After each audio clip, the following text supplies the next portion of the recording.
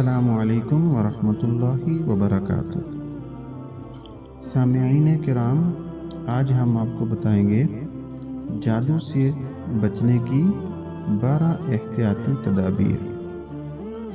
Number 1، مدینہ منورہ کی اجوا کھجور کے 7 دانے صبح نہارے منہ کھا لیں۔ اگر مدینہ منورہ کی اجوا کھجور نہ ملے تو کسی بھی شہر کی اجوا کھجور استعمال کر سکتے ہیں۔ حدیث نبوی میں آیا ہے کہ جو شخص کھجور کے 7 دانے صبح کے وقت کھا لیتا ہے اسے زہر اور جادو کی وجہ سے کوئی نقصان نہیں پہنچے گا۔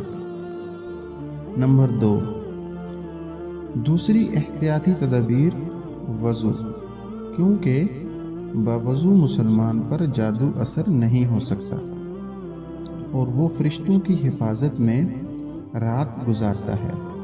ایک فرشتہ اس کے ساتھ رہتا ہے اور وہ جب بھی کروٹ بدلتا ہے فرشتہ اس کے حق میں دعا کرتے ہوئے کہتا ہے، اے اللہ اپنے اس بندے کو معاف کر دے، کیونکہ اس نے طہارت کی حالت میں رات گزاری ہے۔ نمبر 3، مردوں کے لیے باجماعت نماز کی پابندی۔ جماعت کے ساتھ نماز پڑھنے کی پابندی کی وجہ سے انسان شیطان سے محفوظ ہو جاتا ہے، اور اسی سلسلے میں سستی برتنے کی وجہ سے شیطان اس پر غالب آ جاتا ہے، اور جب وہ غالب آ جاتا ہے اس میں داخل بھی ہو سکتا ہے اور اس پر جادو بھی کر سکتا ہے۔ رسول اللہ صلی اللہ علیہ وسلم کا فرمان ہے، کسی بستی میں جب 3 آدمی موجود ہوں اور وہ باجماعت نماز ادا نہ کریں تو شیطان ان پر غالب آ جاتا ہے، سو تم جماعت کے ساتھ رہا کرو، کیونکہ بھیڑیا اس بکری کا شکار کرتا ہے جو ریوڑ سے الگ ہو جاتی ہے۔ نمبر 4، قیام اللیل، یعنی رات کو اللہ تبارک و تعالی کی عبادت کرنا۔ جو شخص جادو کے اثر سے بچنے کے لیے قلعہ بند ہونا چاہیے اسے قیام اللیل ضرور کرنا چاہیے، کیونکہ اس میں کوتاہی کر کے انسان خود بخود اپنے اوپر شیطان کو مسلط کر لیتا ہے، اور اس کے مسلط ہونے کی صورت میں اس کے لیے جادو کا راستہ ہموار ہو جاتا ہے۔ حضرت ابن مسعود رضی اللہ تعالی عنہ فرماتے ہیں کہ رسول اکرم صلی اللہ علیہ وسلم کے پاس ایک ایسے شخص کا ذکر کیا گیا جو صبح ہونے تک سویا رہتا ہے اور قیام لیل کے لیے بیدار نہیں ہوتا۔ آپ صلی اللہ علیہ وسلم نے فرمایا، اس کے کانوں میں شیطان پیشاب کر جاتا ہے۔ اور حضرت ابن عمر رضی اللہ تعالی عنہما فرماتے ہیں، جو شخص وتر پڑے بغیر صبح کرتا ہے اس کے سر پر 70 ہاتھ لمبی رسی کا بوجھ پڑ جاتا ہے۔ نمبر 5، بیت الخلاء میں جاتے ہوئے اس کی دعا پڑھنا۔ ناپاک جگہ پر شیطان کا گھر اور ٹھکانہ ہوتا ہے، اس لیے اس میں کسی مسلمان کی موجودگی کو شیطان غنیمت سمجھتا ہے۔ اور ایک بزرگ فرماتے ہیں، مجھے خود ایک شیطان جن نے بتایا تھا کہ وہ ایک شخص میں داخل ہو جانے میں کامیاب ہو گیا تھا جب اس نے بیت الخلاء میں جاتے ہوئے دعا نہیں پڑھی تھی۔ ایک اور جن نے بتایا تھا کہ اللہ تبارک و تعالی نے تمہیں ایک طاقت اور اسلحہ عطا کیا ہے جس کے ذریعے تم ہمارا خاتمہ کر سکتے ہو۔ میں نے کہا وہ کیا ہے؟ تو اس نے جواباً کہا وہ مسنون اذکار ہیں۔ آپ صلی اللہ علیہ وسلم نے بیت الخلاء میں جاتے ہوئے یہ دعا پڑھا کرتے تھے، اللہم انی اعوذ بک من الخبث والخبائث، اے اللہ میں ناپاک جنوں نر و مادہ سے تیری پناہ مانگتا ہوں۔ نمبر 6، نماز شروع کرتے وقت شیطان سے اللہ تبارک و تعالی کی پناہ طلب کرنا۔ حضرت جبیر بن طعم رضی اللہ تعالی عنہ فرماتے ہیں کہ انہوں نے رسول اللہ صلی اللہ علیہ وسلم کو دیکھا، نماز کے شروع میں آپ صلی اللہ علیہ وسلم نے یہ دعا پڑھی، اللہ اکبر کبیراً، اللہ اکبر کبیراً، اللہ اکبر کبیراً، والحمد للہ کثیرا والحمد للہ کثیرا والحمد للہ کثیرا وسبحان اللہ بکرۃ واصیلا 3 مرتبہ۔ اعوذ باللہ من الشیطان من نفخہ ونفثہ وہمزہ، میں شیطان مردود کے تکبر، جادو اور وسوسے سے اللہ کی پناہ لیتا ہوں۔ نمبر 7، سونے سے پہلے وضو کر لیں، پھر آیت الکرسی پڑھ لیں اور اللہ تبارک و تعالیٰ کو یاد کرتے کرتے سو جائیں۔ حدیث میں آتا ہے کہ شیطان نے حضرت ابو ہریرہ رضی اللہ تعالی عنہ سے کہا تھا کہ جو شخص سونے سے پہلے آیت الکرسی پڑھ لیتا ہے، صبح ہوتے تک ایک فرشتہ اس کی حفاظت کرتا رہتا ہے اور شیطان اس کے قریب نہیں آ سکتا۔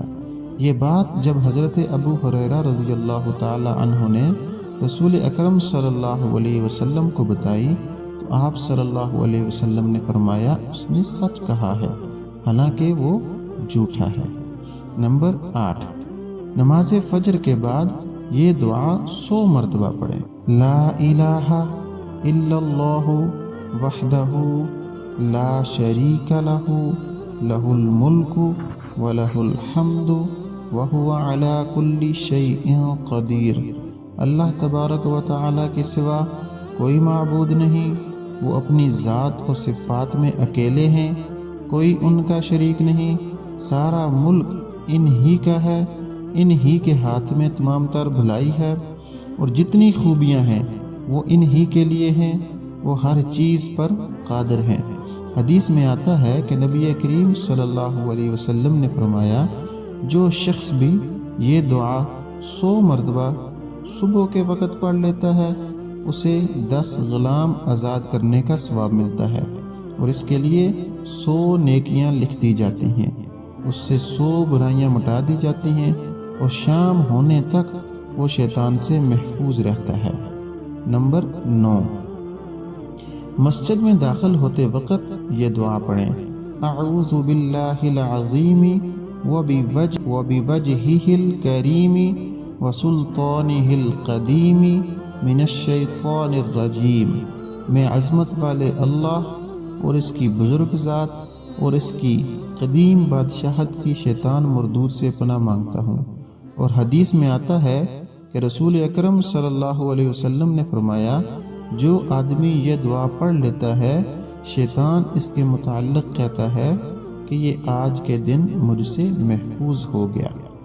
نمبر 10، صبح و شام 3 مرتبہ یہ دعا پڑھیں۔